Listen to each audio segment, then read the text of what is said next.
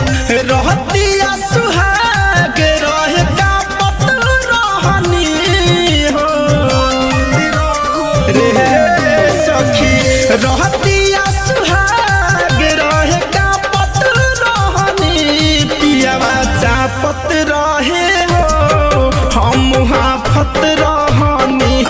पियावा चापत रहे हो हम हाफत रहनी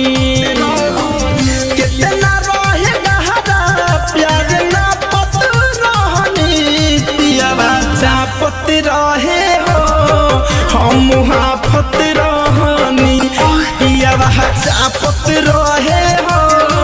हम हाफत रहनी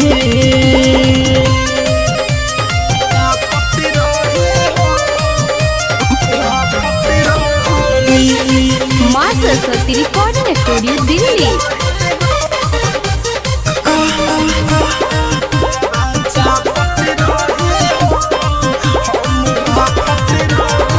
सहतले से जरिया हमारा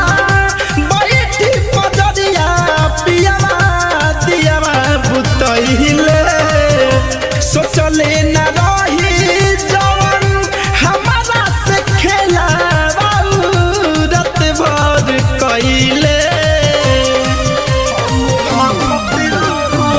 सटले से जरिया हमारा बैठी पजरिया पियावा दियावा बुतहिले सोचले न रही जवन हमारा से खेला रात भर कइले जवनिया के आगी फूकिता पत रहनी हो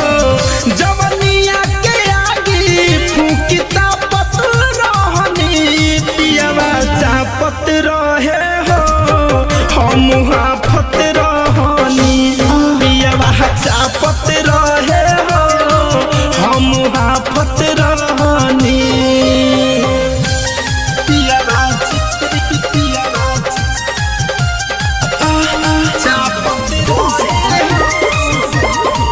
हम हाफत रहनी धरे कंधन जाए उत्सव साजा में मजा हमारा बगे बुझाई महासुम कवि सभी खोलत से पहले मोर जवनिया के खाई रे सखी धरे कंधन जाए उत्सव साजा में मजा हमारा बगे बुझाई महासुम कवि सभी खोलत से पहले हमारा जवनिया के खाई बेहरी बेरी खोलस हम तो पत रहनी बेरी बेरी खोलस हम तो पत रहनी पियावा चापत रहे हो हम हाफत रहनी पियावा चापत रहे हो हम हाफत रहनी कितना रहे गहरा प्यार ना पत रहनी पियावा चापत रहे हो हम हाफत रहनी पियावा चापत रहे हो हम हाफत रहनी।